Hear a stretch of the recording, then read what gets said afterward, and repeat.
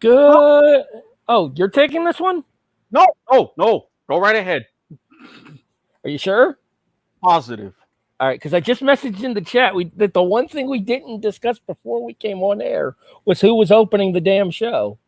I mean, as is, I've already used my voice on weird people enough these days. Today in particular. Well, yesterday as well, you had to deal with Mr. Hate Mail himself. Ah, that was a very interesting episode. You'll never walk alone. Good evening, afternoon, whenever you happen to be listening, and welcome to the Broadhurst-Watkins Sports Report. Sports in black and white. Episode 9. Holy hell. I know, right? Feels weird, doesn't it? I am your hostess with the mostesses, possibly? I don't know. I'm the voice of reason in these parts, allegedly. I am Harry Broadhurst. Joining me as per usual. He is the DSDO. He is the executive producer of the W2M Network. He is Erik Watkins. Extra emphasis on executive these past few days. It do be facts, though. And we apologize for last week, but as the old story goes, shit happens. Yeah, network stuff, rescheduling, come to Jesus meetings, yada, yada, yada, yada. Exactly. That's what we did. It's what we needed, and it actually surprisingly worked. Apparently, y'all found him. Who knew? A little bit of personal stuff on my end as well. A friend of mine went through a bad breakup, so I was there for her. So we did not do a show last week. However, more or less the format for last week's show does translate to this week's show, with one major exception, that being that our NBA playoff predictions are already posted. You can find both mine and Erik's first-round predictions on the W2M Twitter feed, in the W2M Discord server, link available below, and on the Facebook page as well. And on the W2M YouTube page as well. Go over to the community post. I figured, yes, this exists. It's a perfect place to put it. Here you go. Woohoo! All right. Wait. Are you really from the net? The other good news is we did realize a mistake in our original bracket postings, and they have been updated. Both Erik and I have the same picks in those updated posts. Bulls in 7, Bucks in 6. Yeah. The Bucks got bombed yesterday, but the Bulls came to play finally. Yeah, again, Chicago, Boston, epic first round series. We haven't heard that before. Yes, standards and practices. We know you exist. Speaking of basketball, ironically enough, as we're recording this right now, Game 3 for Dallas and Utah happens to be on TNT as we speak. Mavericks up 4, 8 minutes and 2 seconds left in the fourth quarter. Miniature stream of consciousness going on there? Not really, because I don't actually have the game on. Was waiting to get started and was working on a wrestling show, as I am wont to do. However, we do actually have a format for you fine folks. And as is tradition for us, when we don't start with football, we start with football. And in this case, we start with Spring League football and the rebirth, I guess technically, of the USFL. Depends on who you ask. That's why there was the lawsuit about that. Spiritual predecessor. There you go. Wait, what's going on? Oh, hi, Brian Proper. Well, I don't know. You tell me who let the standards and practices guy in. And you have to remember, gimmick infringement is a W2M network exclusive. How many times have we discussed this? Is he seriously arguing with himself? Possibly, but then again, I do the same thing. So my advice to Mr. Espinoza would be a psychiatrist. Anyways, all right, let's get back to it. So the opening week of the USFL season, Erik, 4 games. We saw victories by the New Jersey Generals, the Birmingham Stallions came back to win that game. Sorry. Yep, Birmingham, the Philadelphia Stars, New Orleans Breakers. Oh, which one? Which one was the one that won in the the early game then? Because I thought it was Houston Gamblers beat the Michigan, whatever. The Michigan Michigan Panthers. And then the Monday night game ended up being the Tampa Bay Bandits over the Pittsburgh Maulers. After that game got moved from Sunday night to Monday night football. Dun, dun, dun. Dramatic reverb? Apparently. They did say that they would contest games on occasional Fridays and Sundays or Fridays and Mondays when circumstances necessitated. So it makes sense that they ended up moving it to Monday night. Plus, they bumped a college baseball game between Arizona and Creighton. I don't think anything of real value was lost there.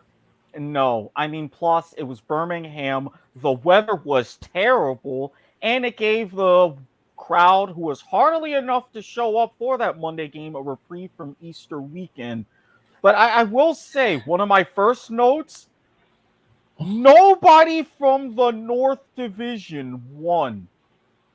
Keep that in mind. So what you're saying is the North is Le Garbage. At least for now.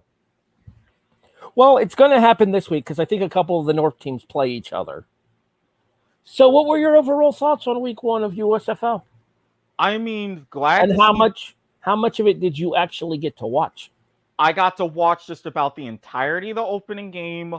Same.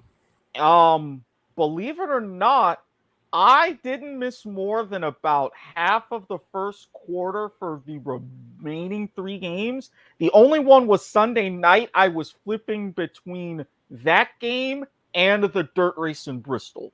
That's the game that I watched the least of. Well, as you may recall, I didn't end up watching the afternoon game on Sunday because my Braves were Sunday night baseball. Right. So I ended up watching Braves and Padres on Sunday night. I did watch all of the Stallions and the Generals game on Saturday.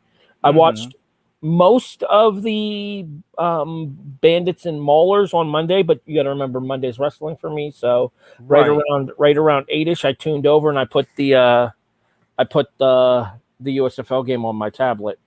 You didn't miss much by bumping it to the tablet, by the way. It was 17-0 at halftime, and the final was 17-3. There wasn't anything worth it. It was the second game to be 17-0 at halftime because Houston, Michigan was 17-0 at halftime before Michigan cut it to 17-12 for the final score. Yeah, before they learned, hey, we need to protect the football. Shea Patterson. 9 fumbles. Lost 3 of them, but 9 fumbles. Jeff Fisher's probably wishing he was still a Tennessee Titan coach at this point. I mean, just let's be fair. He's still got a shot to finish the season 5-5. This is what he does. This is what he does. The sad thing is 5-5 might be enough for the postseason in the North Division. Maybe. So 5-5 will get you to Canton after all. Who would have thought? Okay, sirrah. Couple of things to discuss here. Quality of play was better at times than I thought it would be, but then at other times it definitely lived up to the first game of an expansion league. Well, not just the first game of an expansion league. You got to realize these teams have been training together for all of 3 weeks prior to this year. Which makes 0 sense to me why they did the draft so close to the start of the season if you wanted to put anything resembling a competent product out on the field. Logistics because of the lawsuit and everything else. They had Birmingham ready to go. They had their coaches and everything ready to go, but then that slipped in from the real USFL saying, hey, you can't do this and that. So it became a bit of a cluster. It became a bit of a pay us in order to play. In essence. So what did you make overall, though? Obviously, they were at a disadvantage going up against a busy sports week as well. A major holiday weekend in addition to the race in Bristol, which we'll talk about a little bit later on. Sunday night baseball, as well as the general launch for only the second week of the regular season, for the start of the second week of the regular season for Major League Baseball over the course of this past weekend, because they didn't start until April 7th this year because of the lockout. So, not to mention, you also had the NBA playoffs looming, as well as the NHL starting to come down to the end of its regular season too. So the thing with the USFL for me is going to be, can they find their footing in a very, very crowded sports schedule right now? And I agree. I think with some of those situations, and they really did take care and lean into like what they're doing with their NASCAR night with the race in Talladega this upcoming weekend. I think with their football diehards, you're going to have a great audience because if you look at the numbers this weekend, that first game, Birmingham and New Jersey, 3.5 million people. And even for Monday night in those other games, some of those numbers were looking at 700,000. And seeing that was on cable, that's a very strong first week, as it should be. How much are they going to drop off is the big question. And given the early drama with the players in the footballs, with everything going on with different weather, with everything going on with the whole chicken salad gate as it was. We'll get to that. Yeah, I think you've got momentum to sustain for that second week. It's not going to have that much going against them, hopefully, for week 2. So we talked about spiritual predecessor. Mm-hmm. We here at BWSR are something of a spiritual predecessor ourselves to the kickoff. And one of the things that the kickoff notated was how well the XFL got out of the gate for its relaunch back in 2020 before the world went to hell in a handbag as we knew it. Mm-hmm. How would you compare the launch of the USFL to the launch of the XFL from 2020? As good, equal to, worse? I would definitely say it was as good, right on level pegging. There was a right amount of the hype. The TV presentation was a lot better, especially given what you had to work with. A lot of camera gimmickry on the USFL, I noticed, yes. Oh, yeah, because they had mentioned 2 sky cams, including a drone, and 55 cameras in Birmingham compared to your standard 39 for an NFL game. So that was a big plus. The advantage of that, though, is the fact that they're in a stationary setup for that, so they don't have to worry about transferring cameras to location to location to location. Right. I think that works to their advantage in terms of the different multifaceted camera angles that they're able to pull off. Yeah, and they'll know what works, what doesn't, helmet cams, ref cams, and everything for when they get to next season, which I'm confident that they will. So for what it was, again, very level pegging between USFL this year and XFL 2 years ago. All right, so we have to discuss it. The biggest story to come out of USFL week 1. The player who was cut because he wanted pizza instead of chicken salad. Now, I am going to come because I've seen this clip and I really want to go back and watch United by Football, at least that particular episode. Huge plus, by the way. Fox Sports, correct? Correct. FS1, FS2. I believe it's also available in the Fox Sports app. Mm-hmm. But let me set the scenario. The coach of the Pittsburgh Maulers was running back. He came, sat down, and said, look, we already knew, and you already came in, and you agreed. Disrespect of any personnel, staff, what have you, will not be tolerated. I do get that there was a good bit of trolling and memery as far as the situation itself, even with, the whole chicken salad audible and all the mic'd up talking about it during that game. But I'm going to take a little bit of a different stance on this. If you say and you agree that you're not going to have that level of disrespect, then when you're in the line, chicken salad is like, hey, this is what we've got. And they're like, no, and we want to eat this. You got this pizza. Can I have that? No. And he asked, is this going to be a problem? The last thing the guy should have said was yes.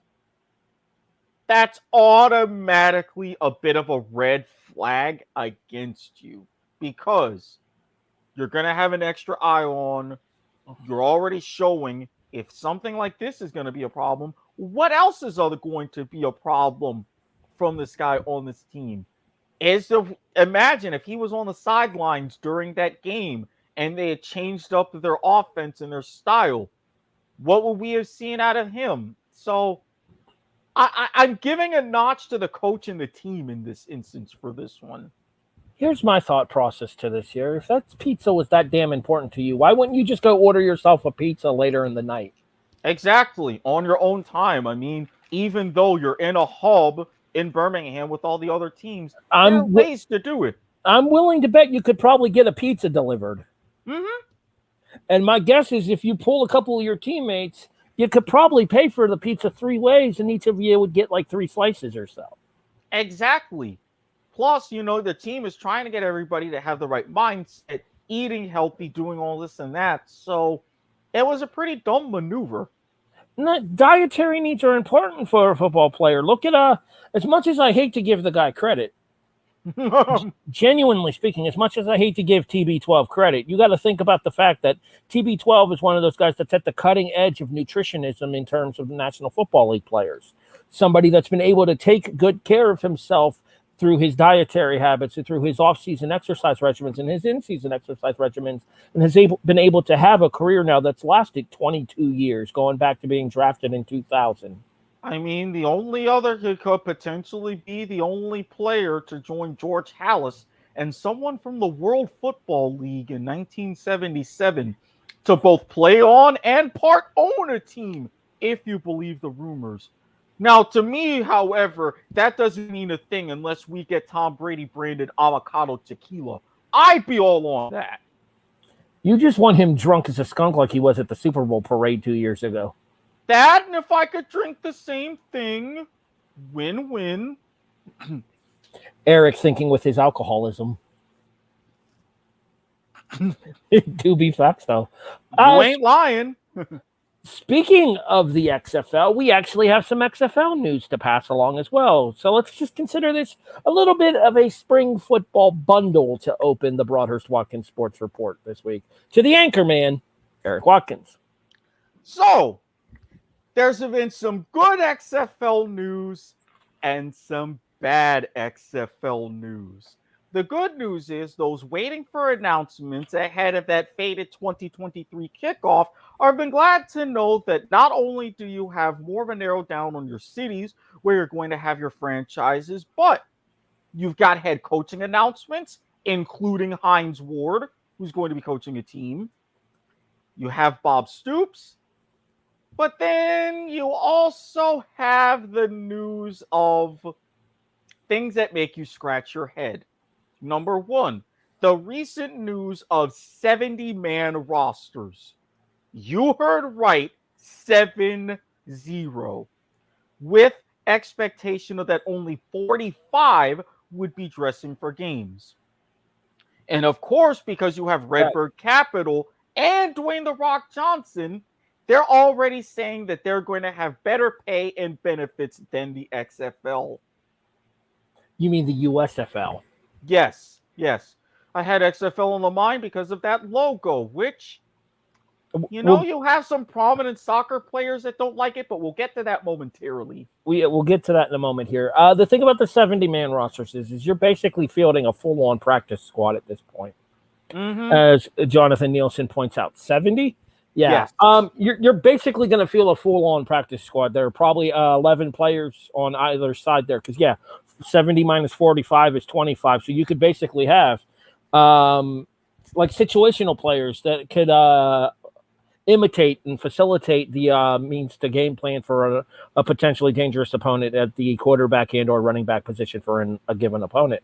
Right. I mean, I get the idea behind it, but even with Redbird Capital and Dwayne "The Rock" Johnson specifically being involved, because he knows about being underpaid as a football player from his days in the CFL. Even with that being the case, though, I don't imagine those taxi squad players are going to be making much of anything. Remember the USFL offseason, the players on practice in those 3 weeks, they were only paid like $600 each. Exactly. Plus, you have the same thing with the timing of the XFL season right after the Super Bowl in February versus the beginning of the timing of an USFL season in April. A lot of these guys who find themselves just on the practice squad, knowing that they're going to have a hard time fighting for a spot, if they see that they have a better chance in the USFL, especially with a couple extra months of preparation, they can go ahead and ball out and really make their mark.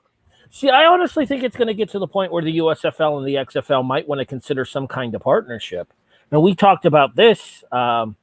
We talked about this a while back too, and the fact that it would probably benefit both spring leagues to work together, because a potential of a champion versus champion game, as well as the opportunity to interchange talent and maybe bring a relegation system almost to American football, where like the top teams in the USFL or the XFL, they end up in the same league as each other. The bottom teams end up in the same league as each other, and then you just have the teams moving back and forth depending on finish.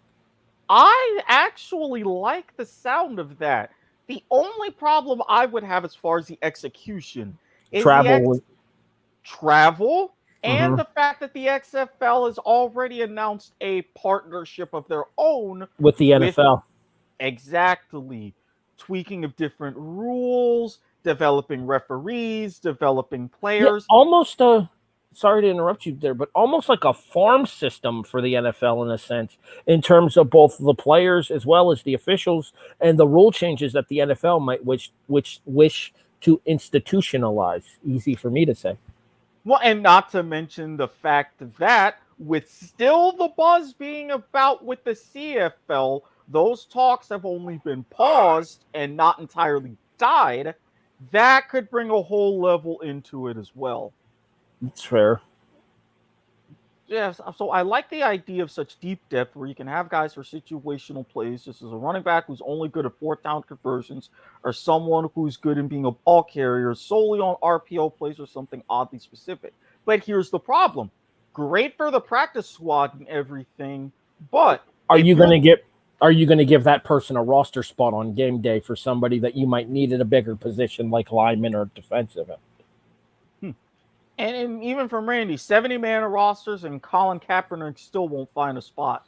You're not wrong. You'll just find him kneeling in the tunnels. It's fine. And then bitching about it. So bad, but it's so true. All right, so this whole logo business. So you've seen the XFL logo, particularly the X, as we're doing on screen for our video watchers.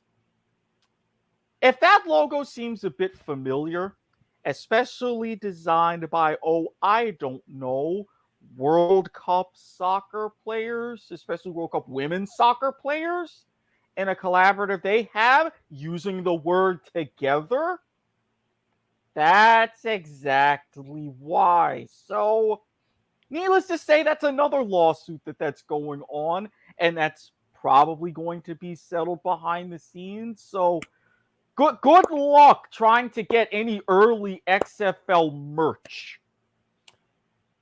Oh, yeah.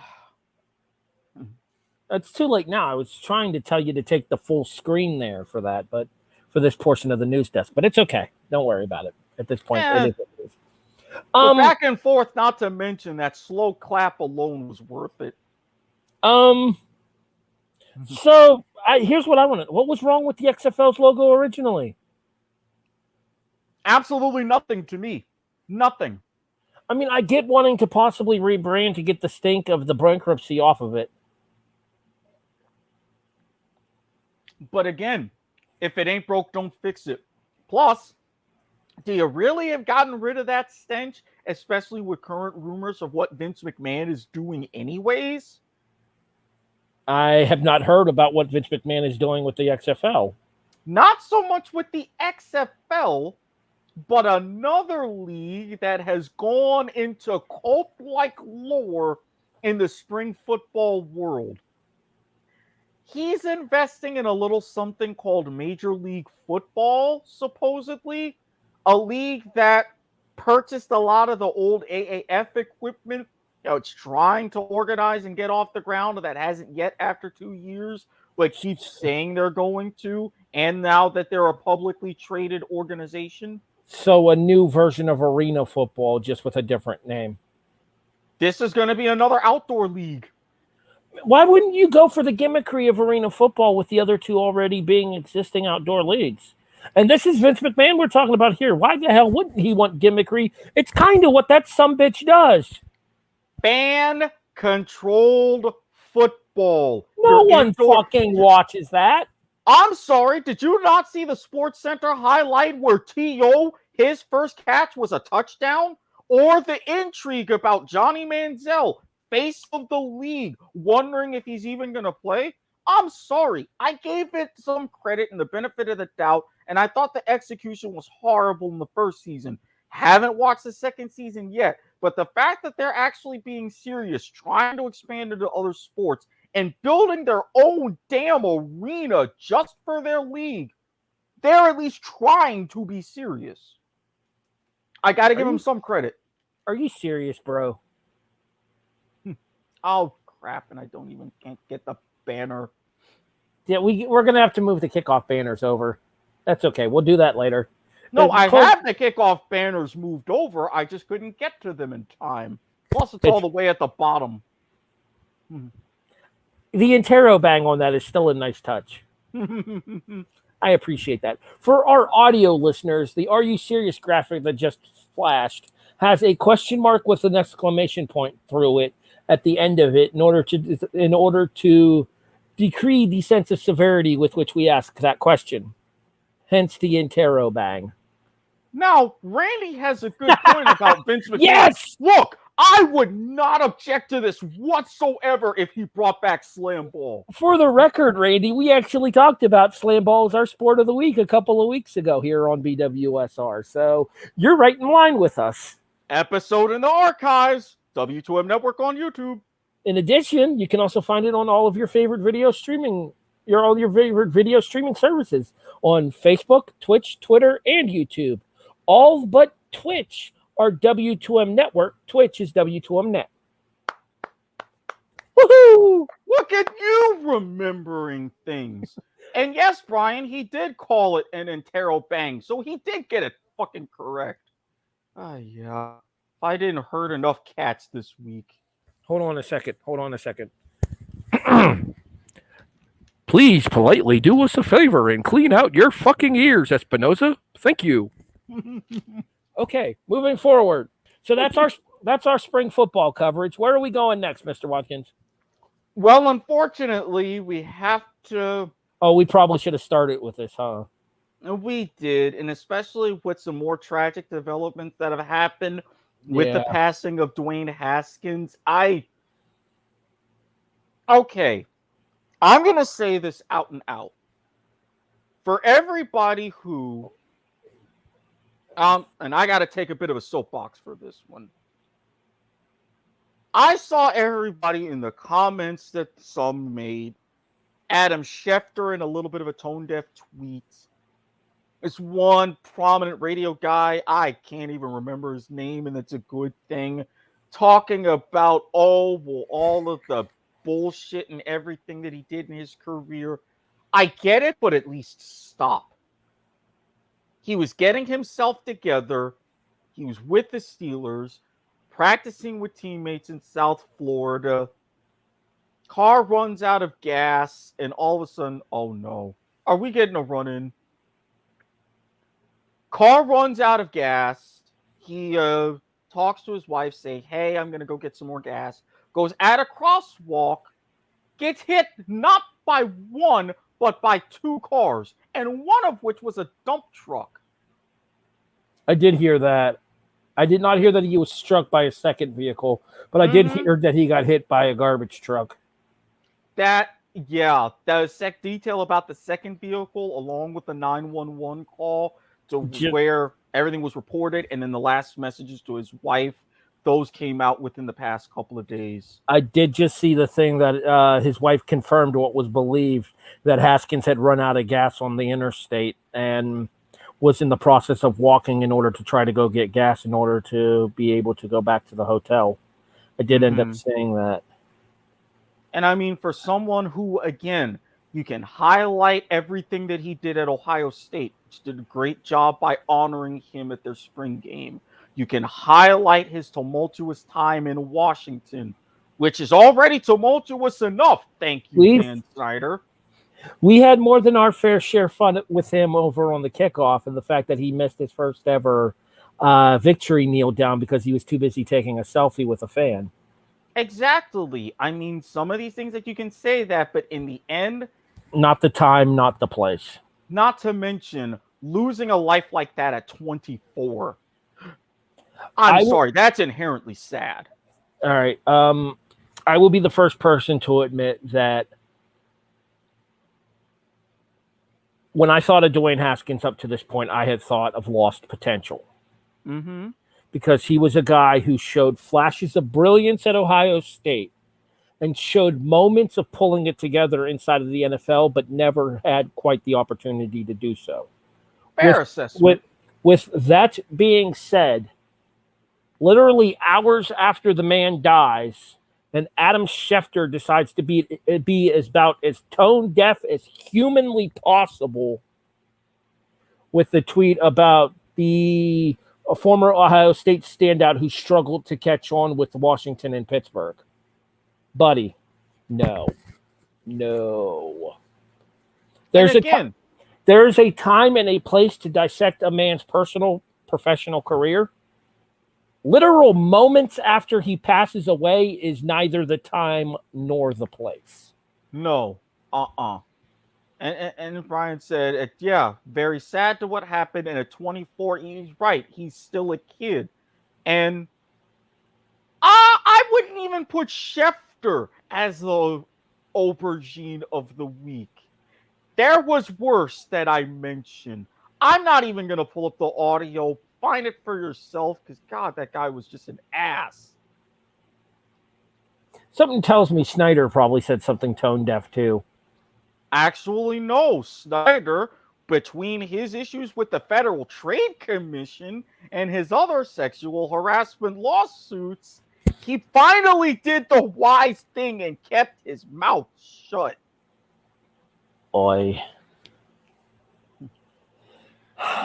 Now, apparently, unfortunately, I have to be directed. Yes, standards and practices. What do you want?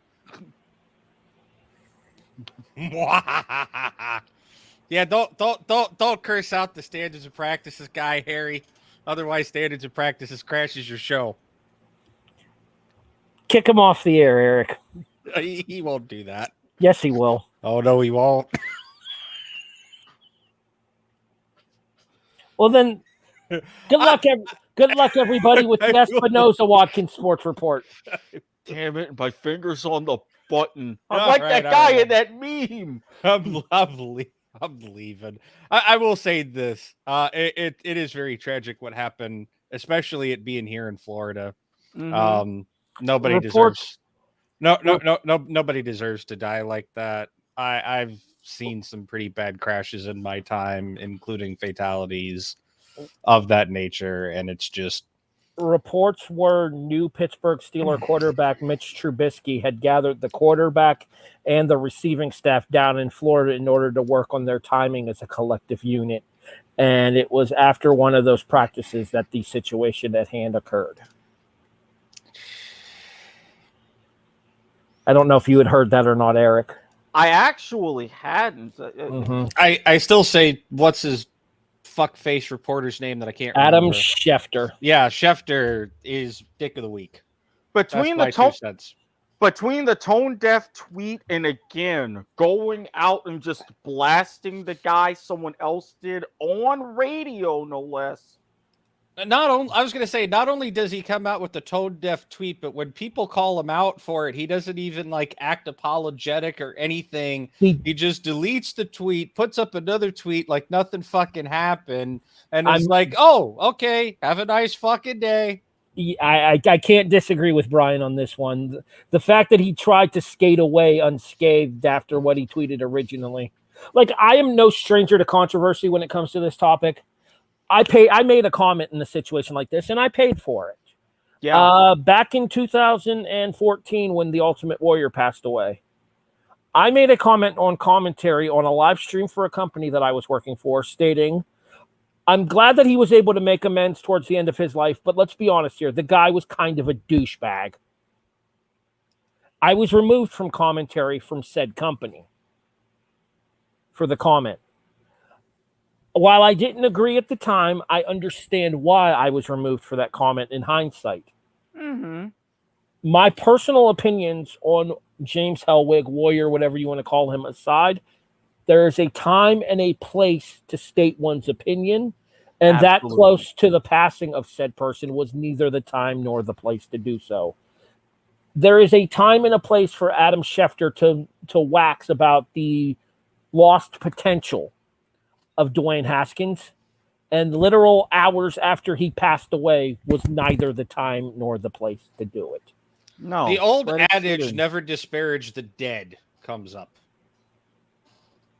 Don't Look talk. Oh, you go ahead, and then I'm going to read this because Randy's giving us some bits of genius. Yeah, but he's not available on Thursdays. Yeah, I'm not always available. I happen to be available this evening, and Broadhurst was giving me shit. So the network standards and practices had to come in and remind him who's in charge around here.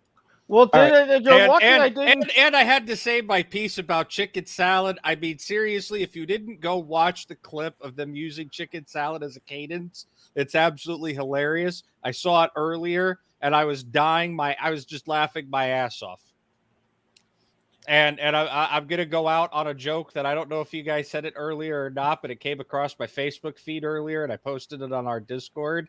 The NFL has Deflategate. The USFL has Chicken Salad Gate. I was going to look at the meme, but my thumb was covering it. Well, I was going to say before you left, you take your own advice and have your own glass of shut the fuck up. But you couldn't even let me go out on that one. Jesus, we're getting feisty tonight, apparently. He's the one who originally said that to you, so I was just going to retort. But oh no, ruining my moment, mutter. You can see more of Brian this Sunday on Point of Viewer, and then back here on Monday night with Leagues to the Max or whatever. There, I even gave you a plug right as you went off the air. You're welcome. All right. Yep, no, I couldn't. You chose violence. Oh, well, I don't know. Choosing violence this week kind of does help things. But anyways. All right, so that covers all things football related for this episode. Shall we move to the National Basketball Association? Oh, especially the way some of these series have gone, especially some game threes tonight. Jeebus. Okay, so yeah, your Jazz taking a bit of an L. You know what the problem is? That we played Dallas in Vivint, I think it's called now. Vivint. Whatever, same difference. Vivant. Vivint though. Really? Yeah. Vivint Arena. It's the goddamn Delta Center. We've played Dallas there 3 times this year, and we've lost all 3 games to them in Utah. Mm-hmm. So, I mean, should have bet on Bovada for that one. 21 means 21. God damn it! Obey all local gambling laws and federal ones. And again, if you have a problem, seek help. This would have been the perfect time to debut the new Chiron. Thank you. All right. So, you know what the biggest story about these NBA playoffs, though, is the injuries involved. Devin Booker for the Suns, Luka Doncic for the Mavericks. There was another major one, too, that Chris Middleton for the Bucks. Yeah, he was helped to the locker room during Game 2 against Chicago. I believe MCL sprain, he's out for the rest of the first round. So that's going to be one of those situations here where even after an 82-game regular season, getting back to normal after the last couple of seasons for the NBA, you're starting to see these players showing some wear and tear that maybe they hadn't the last 2 years because of the shortened seasons. Do you think that this is going to be a trend as the postseason continues? I absolutely agree. And if I'm Adam Silver, I definitely rethink the David Stern Cup that was proposed pre-pandemic. I mean, yes, it would be good to take away some of those regular season games. I mean, I have my own thoughts as far as that, but at the same time, you're balancing that out with yet another tournament. This is only going to exacerbate this again once you get to the playoffs in years coming. I mean, this year, if these are just the first round and you're seeing these players, imagine when you get to the conference finals or the NBA finals. And I had to take a moment to pull up the playoff bracket right now. I did get a chance to watch the end of Game 3 between Philadelphia and Toronto last night, and Joel Embiid went the fuck off and decided to go ahead and just put the Sixers on his back. well, I mean, when After, Go ahead. James Harden fouled out with like 4 minutes left in the game. Yeah, I mean, when you're the first center since Shaq To lead the league in scoring. Mm-hmm. Exactly. And the fact that you really get the last laugh in the whole Embiid-Simmons drama, because Ben Simmons still hasn't played yet for Brooklyn here in the postseason, you go ahead, you show up, you show out, especially with some of the other teams. Like, look at what happened with Memphis. Whoa. What's with the two Kansas dudes having beef? I mean, it beats me. One can actually do stuff. The other just forgot how to shoot. I don't know. The other forgot how to play because he sat out for so long this year. That too. And don't get me wrong, I like Ben Simmons as a player. But Simmons' problem is that Simmons decided that Simmons wanted it to be about Ben Simmons rather than winning an NBA title this year. And now Brooklyn finds themselves down 2-0 to Boston. I don't know how the hell that happened. I do know how Boston. I do know how Game 1 happened. That whole layup right as time expired thing. But the only series in the Eastern Conference that has any kind of question mark about it right now is Milwaukee and Chicago, tied at 1 game each. Like I said, either you put Chicago or Boston in the first round of the playoffs over the past decade or so, odds are you're getting a good series. And you think with Milwaukee, okay, are they still as hungry, finally getting their first title since the early days of Kareem Abdul-Jabbar when he was still with Oscar Robertson? Correct me if I'm wrong. Currently on TNT is Game 3 of Golden State and Denver? Yep. That one just ended the third quarter. Nuggets up 89-87. We said Nuggets!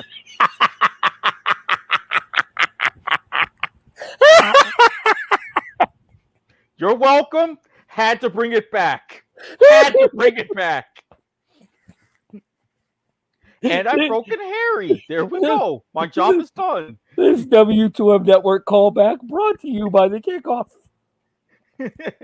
See, Randy, even he gets it. Thank you. Oh, that was perfect. That was fantastic. I walked right into that one without even intending to. All right, so you are the only one of the two of us to predict any sweeps in the first round of the NBA playoffs. You still see that happening? You still see it? We have 3 different series in the East and then 1 in the West that still has the opportunity to do so. I think if Golden State wins tonight, it's over, period. Absolutely. Absolutely. And this Golden State lineup has looked devastating against Denver. I mean, being able to, for the most part, contain Joker like they have, and you have a reinvention of a third Splash Brother. The 2021 NBA MVP Joker, Nikola Jokic. Mm-hmm. Should have been Donovan Mitchell, but that is neither here nor there. Yeah, I mean, I sense this team, even though they had their own little bit of issues here and there, or their own, especially dealing with more minor injuries, but you get them into the field, they can still be a threat if they can go ahead, Splash City. Look at where they're back now. It's like they were 4 or 5 years ago. It's no wonder LeBron wants to play with Steph, like we talked about 2 weeks ago. And Steph basically told him, "Nah, I'm good. No, we cool. I. Yeah, I don't blame him. And yes, Brandon, I can break Harry. Brandon? Doesn't happen often. Brian, motherfucker. Yeah. Oh, jeez. You know, Choose violence. Choose violence. Choose violence. Okay, moving forward. Look, I'm gonna put up this comment so that way he doesn't choose violence, and hopefully he didn't hear that. Brian, from our conversation earlier about the injuries in the NBA postseason, I agree too. Muscle memory doesn't a lot to fall out of. I assume that meant doesn't take a lot to fall out of, but does take a lot to get back into. With them not used to full-length seasons for multiple years now, I think you will see more injuries as we progress because it's not like anyone's playing dirty ball right now. That's actually not true because what game was it a couple of days ago that I was watching where legitimately it looked dirty? Well, that's the point. I think yeah, that's what he was kind of meaning with that last part. And no, you don't need to come back on the show. We're fine. Watkins had a moment from show past. We're good. All right. Do you stand by your statement? How many sweeps do we see out of this first round? There's still 4 possibilities. You originally predicted 2. Well, wow. I'm going to stick with 2. I'm going to stick with 2 because to have that and even have a gentleman's sweep of 5 games, I really think for these first and second rounds, if you can win a series quickly, a lot of teams will want to do that to kind of save themselves for deeper in the playoffs. Well, yeah, but 5 isn't 4. I mean, I'm talking straight skunk here. Yeah, straight skunk. I still see 2. Like I said, it's going to depend what happens tonight. If Golden State wins tonight, they're finishing Denver in Game 4. Period. End of statement. Toronto was really, really good up until the last couple of minutes against Philadelphia. So I think Toronto snakes 1 out of the Air Canada Center. I don't think Brooklyn gets swept just because there's too much firepower in Brooklyn, and Kevin Durant won't let his team get swept himself. Well, and Kevin Durant's getting a bit too tired. Somebody else has to step up. Did you see the thing, the fan interaction that Durant had about that too? Oh, I missed the fan interaction. There was a thing on Facebook. Somebody said to Kevin, you got to put this team on your back. And then Kevin looked at him and said, you got to shut the fuck up, dude. So you can tell that it's starting to get to Durant, that all the pressure's on him, especially now that Harden's in Philadelphia and they didn't really get much of anything back from it. I mean, it wouldn't surprise me if they somehow miraculously go on and win the chip. He stays. But let's be fair. He's gone. Durant leaves every couple of years. It's what he does. Real quick, the Miami Atlanta series. I've heard that Trae Young is less than 100% right now too. So that's really going to be more of a pain, even though they're in Atlanta. But I think with Jimmy Butler and everybody coming out on fire, they are going to need, because isn't Game 3 for that is tomorrow night, correct? April 22nd. We were recording this live Thursday night, April 21st. You are listening to the Broadhurst-Watkins Sports Report. Sports in black and white. A presentation of the W2M Network online at W2Mnet.com. I am Harry Broadhurst. He is Erik Watkins as we continue the show here. Trae Young has to be 100% for the Hawks to have a chance. And more to the point here, the Hawks have to win both in Atlanta to have a chance in this series. Completely. And not only does he have to be healthy, I think with the way that Atlanta is playing, he's got to go off. We're talking 30 won't be enough. Realistically, if he can get in the 40s, I think that can be enough to carry the team because there is not a whole tremendous level of support behind him. There's just not. And Miami is the number 1 ranked team in the East this year, having won, 56 games, I think? I think it was either 56 or 58. I definitely know they finished almost, if not fully 30 games over 500. While Erik is taking the opportunity to look that up, I believe it is time we move on, however. If my computer... You know what? I'm not even going to chance it because the way that my computer's been acting, I am not going to be switching a whole bunch of different tabs. All right, so while Erik pulls that up on his phone, we're going to go ahead and move forward here. And we're going to talk gimmickry in racing.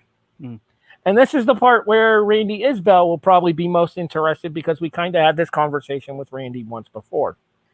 Especially since, and I had this conversation and he was incredibly mad. Number one, I said this about the Clash in the Coliseum, and I'm saying this again about 2 weeks ago, Martinsville. 53-29 for Atlanta, or for Miami.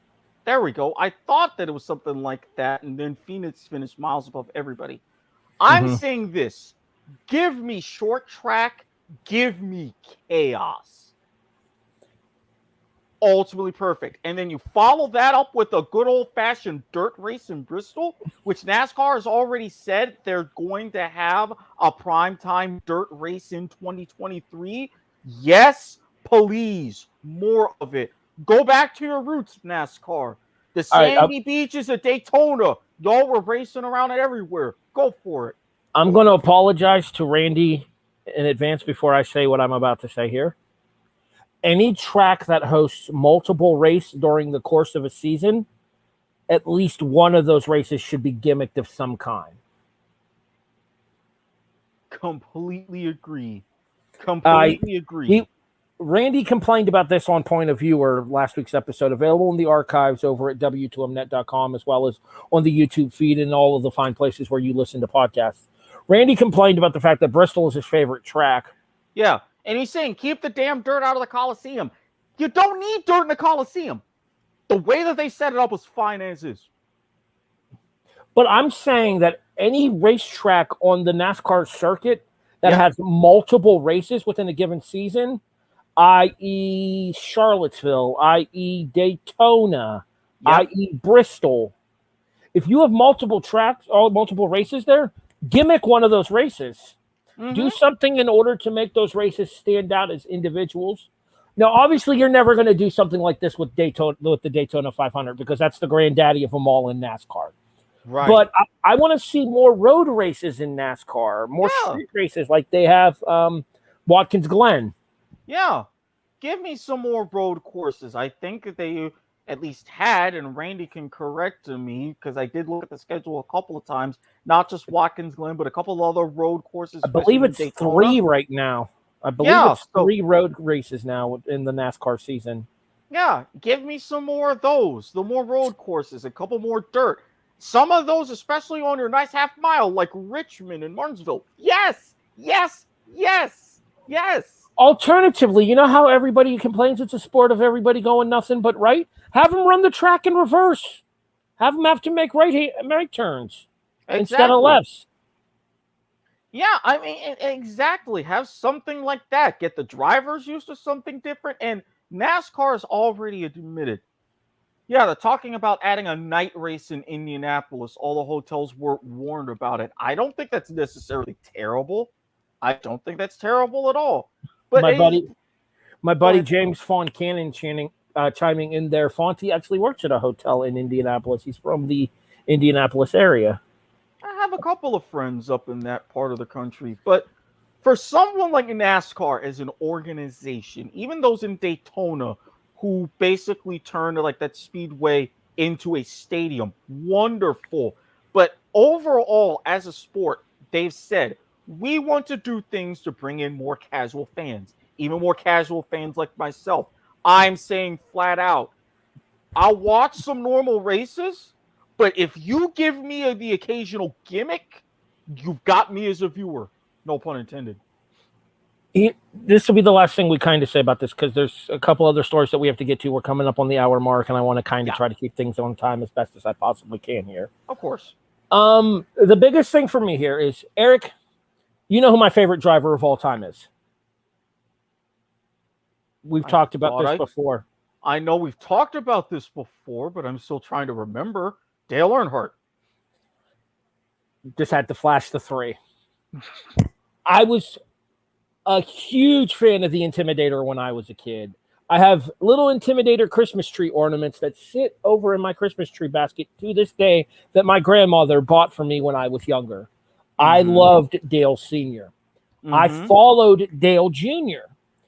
So for me, the appeal of watching NASCAR when I was younger was being able to see Dale Sr. until his untimely passing in Daytona, and then watching Dale Jr. carry on the legacy of Dale Sr. until his retirement 4 years ago, I believe. Thereabouts. So the problem for me is this new generation of NASCAR driver, they don't have the personality that a junior had, that a senior had, that much though I may not like him, that a Jeff Gordon had. Right. They don't have that mass market appeal that those guys had. Right. There are certain exceptions, but even they're starting to have their time come towards an end here. Kyle Busch, for example, Kurt Busch, Jimmy Johnson, who retired at the end of last season. Yeah, and Jimmy Johnson, I believe, is going towards open wheel now. He's going to do like IRL or F1? IRL, I believe. I don't think it's F1. So we might see him in Indy this year. Interesting. Mm-hmm. Have fun with that, Fonty. Anyways, the point being is that when we started watching NASCAR as younger fans, and this goes back even a generation before us, when you had guys like Earnhardt battling with people like Richard Petty, like Cale Yarborough, these larger-than-life driver personalities, you don't have that nowadays. No, you really don't. And you don't have those guys like Tony Stewart that are making things a mess on pit lines and on pit road in NASCAR anymore. You don't have guys like Kevin Harvick who would spin a bitch out if he looked at him sideways. Exactly. You need that little bit of drama and those within your personalities. You need personalities. And right now, NASCAR, with the trying to be the mass appeal, they don't have that, but it's a flat out shame. Yeah, and like to me, the biggest drawing power for me on NASCAR right now is Ryan Blaney. And there's a reason it's Ryan Blaney. Because Ryan Blaney is the son of Dave Blaney, who is from Sharon, Pennsylvania. Approximately a half an hour drive from where I live in Youngstown, Ohio. That is literally the only appeal for the Blaney family for me, is the fact that they're the closest driver to me. But I don't have any reason to be invested in Ryan Blaney as a driver in terms of his actual on-track performance. I know that he just almost won Daytona earlier this year. And I think he finished second last year. So it's not that Blaney's a bad driver. He's much better of a driver than his dad was. But he doesn't have that larger-than-life personality. So when your drivers don't have those personalities, then you give the tracks the personality to draw in the casual viewer. You bring back the dirt races. You bring back the nighttime races. You bring back the sprints. The twin 125s for Daytona for qualifying. That's a fantastic idea. Yeah, because that goes back to the old, like a twin 150s that they originally had back in the day. So you're still keeping towards your roots. And if you hear Rainey listing the road courses, Circuit of the Americas, Worldwide Technology Raceway, Sonoma, Road America, the Indy Road Course, Watkins Glen, Charlotte Roval, the Road Oval, and Daytona Road Course, that was last year. All of these things are perfect. Even sprinkle in a few of those this year, like I believe they are. And even Fonty, Penske just spent $1 million renovating the Indy Motor Speedway, and they added lights. There we go. So that's telling you that they're steering into that gimmick races for fans in order to appeal to a larger audience. Indianapolis is its own animal because the Indy 500 is an American tradition. So Indianapolis is always going to have the Indianapolis 500. That's going to be its marquee event. That being said, for NASCAR and some of these other places and stuff where maybe interest is dwindling, then the gimmicks of the dirt tracks, the gimmicks of the nighttime races, the gimmicks of the added road courses, like Randy just said there, that is going to draw people to the track because they'll want to see the differential between that and a standard race. And it's going to draw people to watch on television because it'll carry that anything can happen feel. Yeah, you need something, as Brian said, to break up the monotony of 300 to 500 laps with a couple of crashes if you're lucky. This is perfect. And not to mention, let's also be thankful that NASCAR has gotten a lot safer for its drivers as well, so that even though we do still get those crashes that Brian was just talking about, they are a lot more likely to come away unscathed than we have been in previous times, too. Man, who would have thought of all things NASCAR would have the most audience engagement? I'm loving it. It works for me, man. I'm happy with it. I'm here for it, you know? Same here. Wait till we get to our sport of the week for this week. That's going to turn some heads, too. Yeah, especially because I'll reflect back to a conversation we had earlier. I knew it looked familiar. I remembered exactly where I had seen and heard of a variant of it before. Sir, I need you to take a moment and get the clip ready to play because we have something else to discuss before we get to that. All right. Now You know the clip I'm referring to, don't you? Yes, now that everything is operating correctly, I have this. I need to pause it so I can restart it and share the screen and add audio. Ladies and gentlemen, I have nothing to say about what you're about to watch until after it airs. Erik, I will request that you withhold comment until after it airs as well. For our audio listeners, JUCO baseball tackle. Google it. Erik, if you please. This is why.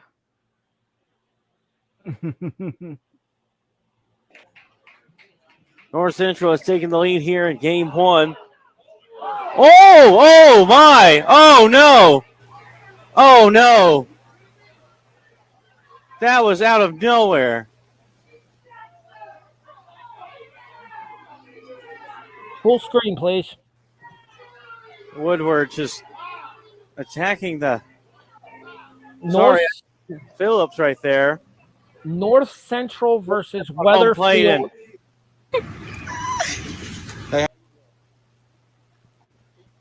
North Central versus Weatherfield Junior College Baseball. The North Central batter has just gone yard to give North Central a 3-2 lead over Weatherford. As the batter is rounding third base, and I apologize, I did not get names.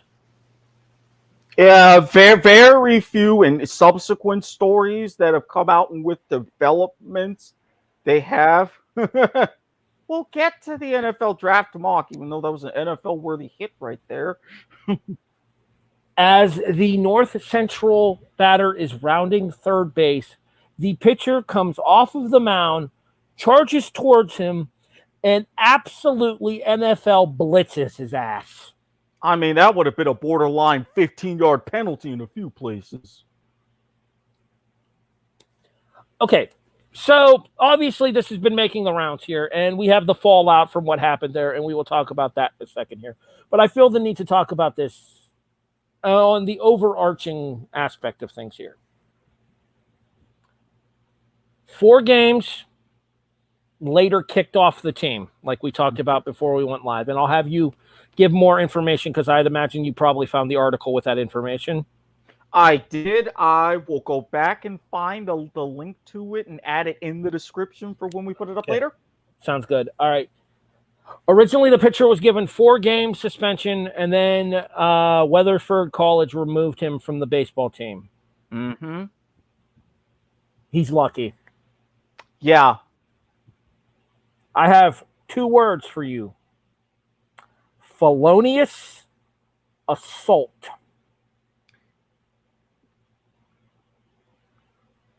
I'm honestly not going to argue because I get with the whole issue with taunting. And yes, the batter himself was given a 2-game suspension, taunting, saying something, whatever. But you go ahead, you just gave up the homer. I don't agree with the taunting, but did it get to the point to where you had to run 90 feet and go ahead and check him like that? No, you've got greater issues. He could have called him by everything except his government name. Yeah. And still, that was unnecessary. You know, there is a time-honored baseball tradition when somebody taunts. Mm-hmm. You give them the old brushback treatment the next time they're up at the plate. Little bit of chin music, well, bam. Somebody puts a 95-mile-an-hour fastball in somebody else's kitchen. Mm-hmm. Not saying it's okay. I am saying that's the way baseball handles things, however. The unwritten rules, of course. You do not, as a pitcher, run off the mound and body check an opponent as he's rounding third base after he took you yard. No. Go ahead. you take your licks, and again, you go ahead and you get his ass out the next time. You want to make him wear a fastball the next time you face him up at bat? That's fine. Mm-hmm. That's considered acceptable. You keep my bad pitch's name out your motherfucking mouth. For our audio listeners that didn't get a chance to see what I just did, I just threw a Will Smith-style slap towards the invisible Chris Rock in front of me.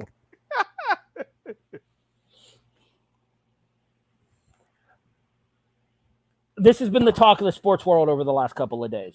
Oh, yeah. Story went viral. ESPN picked it up for SportsCenter.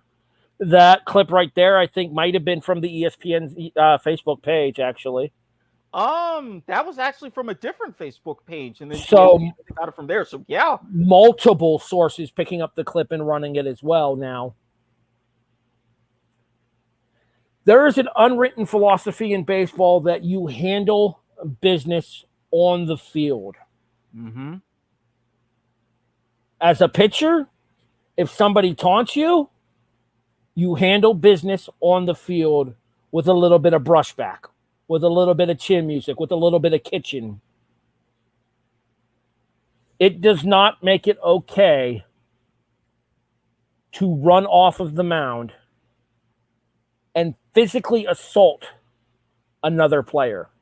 He got suspended for 4 games originally. He was then kicked off the team by Weatherford College.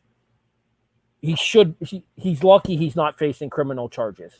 And honestly, if I'm that batter, I'd go ahead and press charges. I would.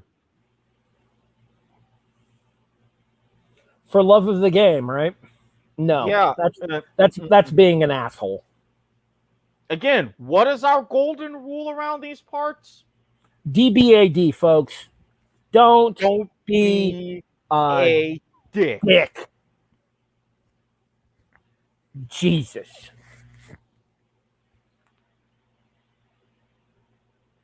That dude definitely needs Jesus.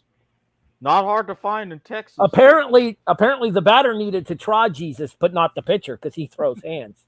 Or, in that instance, shoulders. Because that wasn't even so much a swing as it was a body check. Exactly. Body check / full-on tackle from some angles. We're kind of having a little bit of fun with the aftermath here, but there's nothing funny about what he did. No, not whatsoever. Not whatsoever. DBAD, folks. Somebody takes you yard when you're pitching, get them back the next time. Mm-hmm. Unless it's the whole Jose Bautista Rougned Odor thing from a couple of years back. Great AAA aubergine material indeed. Unless it's the Jose Bautista Rougned Odor thing from Major League Baseball a couple of years back.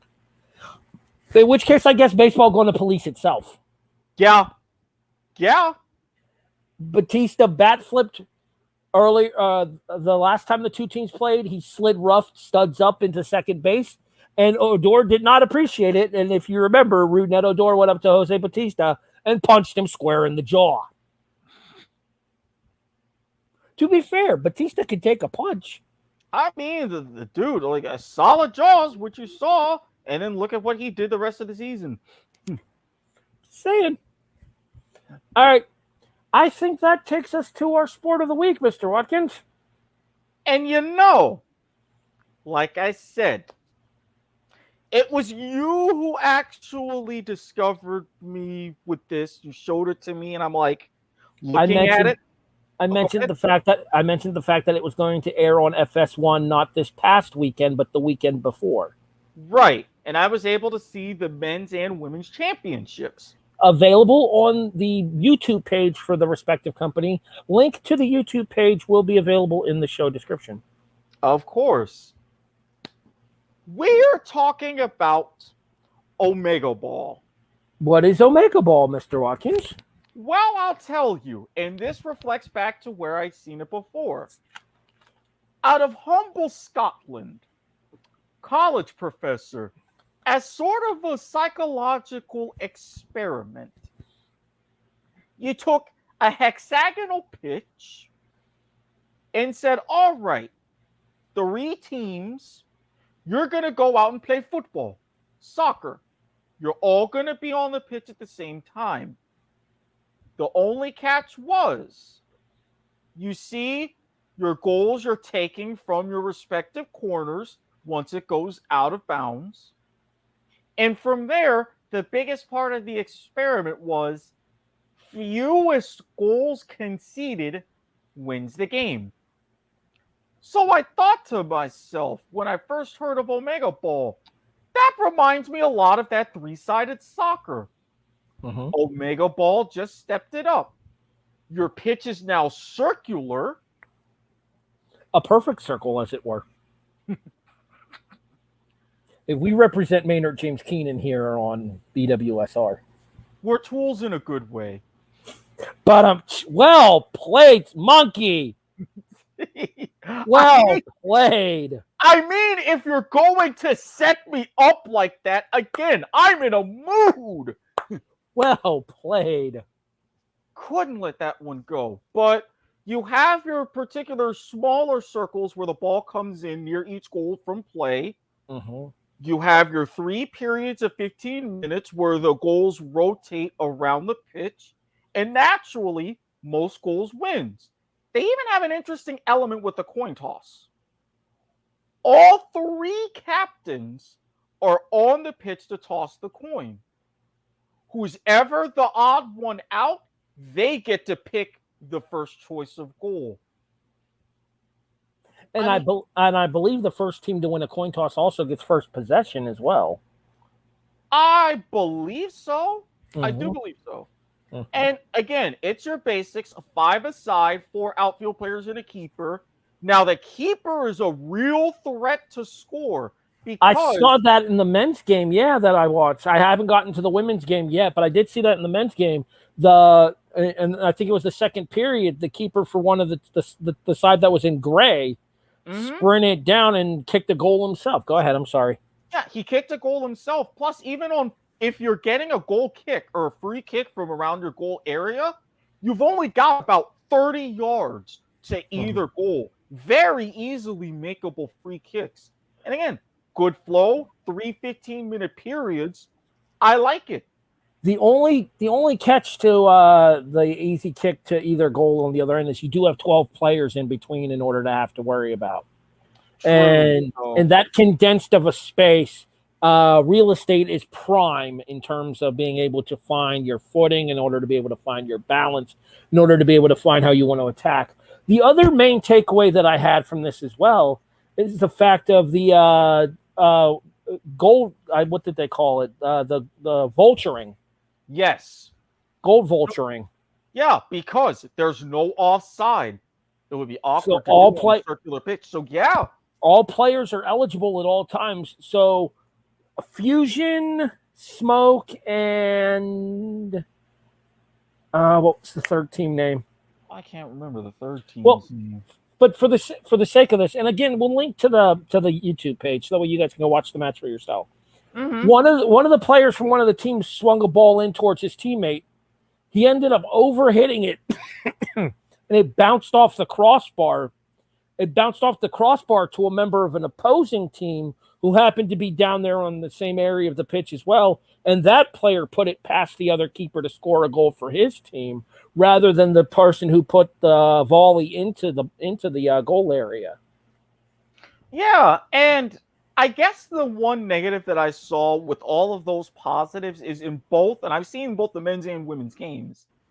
It's like once you got to where one team established dominance and raced out to a lead, it kind of became a 2-team race, and you saw the third team just kind of not necessarily sit back because you couldn't as much, but it's like they didn't really have that oomph to go in and make it at least a close 3-way game. So I would hope in the future, as we have more teams, maybe even a league, qualifications, things like that, where you have it to where down to the wire and all 3 teams in play rather than just 1 or 2. If you check the group chat, I sent the link to the official website for Omegaball, and their watch section. Perfect. Let me add that in when I can. For those interested, actually. Oh, wait, never mind. These are past. They popped up with the actual airings there, but aired out of Irvine, California. Rules and events. The website is omegaball.com, and we'll have the link to the watch page on there. But the full matches the full championship matches are available on YouTube, on the Omegaball YouTube, on the YouTube webpage. So youtube.com/Omegaball, I believe, is the URL for that. And again, both matches combined, you're only looking at 2.5 hours, including your presentations and everything. And that's including like pre-game festivities, mid-period festivities, and everything. Yeah, it cuts out a lot of the downtime that you would see in a traditional soccer broadcast too. Like, take a Premier League broadcast for NBC. Like, let's go with a USA Premier League broadcast, right? You usually have approximately an hour-long, 45-minute long pregame, the 2-hour game run time itself, and then another half an hour afterwards for Gold Zone or whatever they decide to run it at. Sometimes that runs on Peacock, but still. Right. To sit through an entire Premier League presentation on USA/Peacock there, that would be a commitment of 3 to 3.5 hours.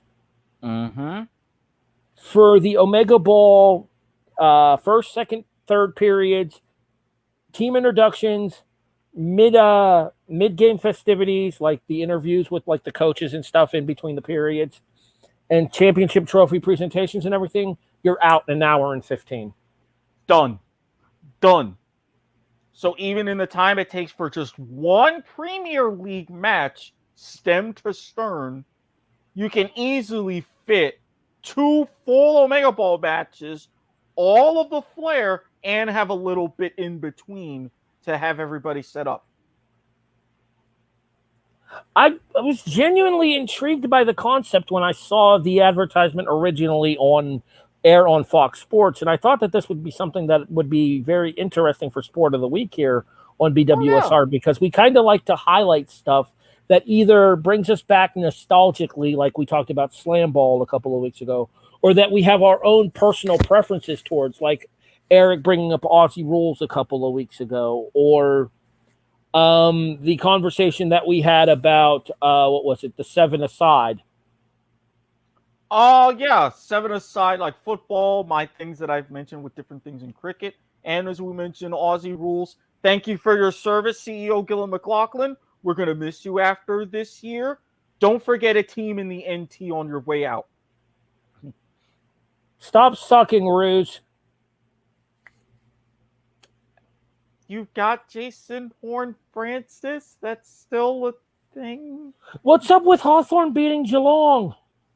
I wasn't anticipating that. That was a hell of a comeback. That was a great right on win. time. I actually stayed up for that, and I was talking with Randy, and I was like, wow, y'all are actually keeping this close. And then when they went ahead and had some great possession inside attacking 50, and I'm like, they keep this up, they can snatch this game. Lo and behold, they did. Erik, we have one final segment left on this week's episode. As soon as I can get back to it. Stupid mutter. You're good. Yep. Yes, indeed, folks. That is an aubergine you see on your screen. But if you're an audio listener, it's that time. It's Dick of the Week. Yeah, I'm with Brian on this one. I don't see how it can't be Adam Schefter. Same. I mean, even with all of this and the fact that your longtime radio broadcaster who said everything about Dwayne Haskins, at least he had a somewhat chance to apologize when he was also called out about it and he went viral on Twitter. Schefter, you know better. How long have you been in this business? Our radio broadcaster? No. Whose radio broadcaster? Oh, I've got to go ahead and try to pull it up on Twitter. Someone... Stay tuned to the W2M network for more updates as far as the story that Erik is referring to, because now I'm genuinely curious as well. So We'll come back. We'll come back to that maybe next week. We'll give everybody an update on that. Yeah. So, Schefter, you have been in the business for too long. You're revered. You know better. You know better. And the way you tried to worm out of it, I'm sorry, that doesn't cut it. That doesn't cut it. And honestly, if it hadn't have been for what happened on that baseball field in Texas, you'd be even a bigger dick of the week this week. Yeah, honorable mention to that pitcher. I didn't catch a name, but seriously, dude, go fuck yourself. Anger fucking management, bro. Anger management. And we're not talking about the Charlie Sheen television show from FX either. Although that is pretty good. I have been getting into that recently. I'm on season 2. Nice. Very solid show. All right. I think that about does it for us this week, Mr. Watkins. Yeah, look at that. We're short, sweet, to the point. We still had our gimmicks and everything, and all on the audience. Mwah. This is what we do it for, among other things. Fan participation was very good for this episode. I must say, I do appreciate that. You have been listening to the Broadhurst-Watkins Sports Report. Sports in black and white. A presentation of the W2M Network online at W2Mnet.com. I have to slow down because people yell at me when I talk too fast while doing these. In addition, you can find us on all of your favorite audio streaming services such as iTunes, iHeartRadio, Stitcher, Spreaker, Podbean, CastBox, Overcast. Rate and review us 5 stars on Spotify. Check out the link to Discord available below. If you prefer a visual format to your podcasts, make sure you guys check out the W2M Network on Twitch, Twitter, YouTube, and Facebook. W2M Network everywhere but Twitch. W2M Net on Twitch proper itself. Mr. Watkins, where can people find you? Well, among the many shows that I'm on the network when I'm not here on the Broadhurst-Watkins Sports Report. Wow, left me hanging on that one. Okay. Sports in black and white. Sorry. Thank you. Answering a message. My apologies. That's okay. Sunday nights. If it's Sunday night, you know what that means. It's point of viewer with not Terry as one of my disembodied voices. There's good, there's fun, there's laughs, there's weird dreams, which I'm going to be talking about again this week. We have Randy getting extra rancid. We don't care what he says when it comes to this week, the conclusion of our greatest sports movie of all time bracket. So there's that to look forward to. Mondays, I am with another fan of ours here, Brian Espinoza, where I am the disembodied voice on League to the Max or whatever. We got a lot to talk about this coming week as well, since we're going to be wrapping up our regional playoffs, and we'll have the field set for the midseason invitational. Stay tuned on that. Then on Tuesdays, Life is Like a Game Show. Myself, Brian, Jonathan Nielsen. Can't forget the real voice of reason, Harry Broadhurst there. And this week we're going to go ahead and figure out the Monty Hall problem as we're going to aim to make a deal. Let's make a deal. And either Sundays or Wednesdays, you'll find myself along with Mr. Hate Mail himself, Sean Garmer, on Soccer to the Max. Next week. s.garmer@gmail.com if you have anybody. Shout out Marty Bass. You know we still love you. But yes, next week we're going to do our own deep dives. The World Cup, know your teams. Previous histories, how they play, players to know. Starting next week with Iran, which happens to be a pretty important opponent this year. So you'll definitely be looking for that, as long as our regular shows. Are they in a group with the U.S. again? Yes. Oh, so you guys are starting with the U.S.'s group. Well, we're starting with the U.S.'s group, but we're going around, and eventually we're going to end with a lot of our bigger continental teams like U.S., Canada, etc. Yeah. So we'll be starting out with that. And first of every month, 5 p.m. Eastern time, like clockwork, I finally get to be another disembodied voice, as I, along with John Nielsen himself, presents to you the Nielsen ratings. If you ever want to know what grinds his gears and what he really likes, that's the show for you. Basically, what grinds his gears is when he's not allowed to gimmick and fringe Family Guy. I mean, you're not entirely wrong about that. I'm here on BWSR. Obviously, Eric mentioned I help out on Point of Viewer when I am available. Life is Like a Game Show. In addition, I also am a guest on TV Party Tonight as part of the Indie-Siders with Mark Radulich, where we return May 2nd to cover For the Culture 3 and Bloodsport 8 as part of the GCW collective from WrestleMania weekend. We then return again the following week, May 9th, with the best of the rest of the collective. Because this is a collective show that put out 12 shows over 3 days. Man, that sounds like Radulich when he was working his old Radulich and broadcasting schedule. Keep in mind, I can't talk because I myself appeared when we went ahead and put the movie quiz show on trial, available in the W2M Network archives. In addition, make sure you guys check out everything that is from the Radulich and Broadcasting Network, now part of the W2M Network, as they have TV Party Tonight, Metal Hammer of Doom, Damn You Hollywood.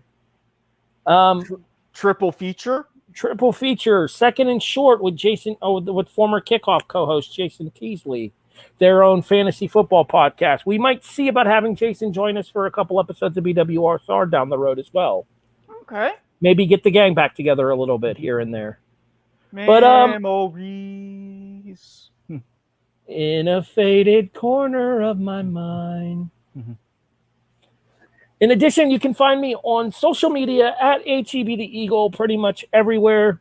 Facebook, Twitter, YouTube, Instagram, Snapchat, kind of, sort of, although like Eric says now, fuck them. Pretty much. I don't use Telegram. I don't use telephone. I don't use Telewrestler. That's a Bruce Pritchard joke. One that makes me laugh every time, so I figured I'd bring it to the show. That's a good one. Yeah, that's pretty much all I got there. Shout out to James Fawn Cannon, Randy Isbell, Jonathan Nielsen, and Brian Espinoza for joining us as special guests here on tonight's episode. You have been watching the Broadhurst-Watkins Sports Report. Sports in black and white. A presentation of the W2M Network. We'll see you guys next week. What are we covering? Who the hell knows? You'll find out then. Later, everybody. Later.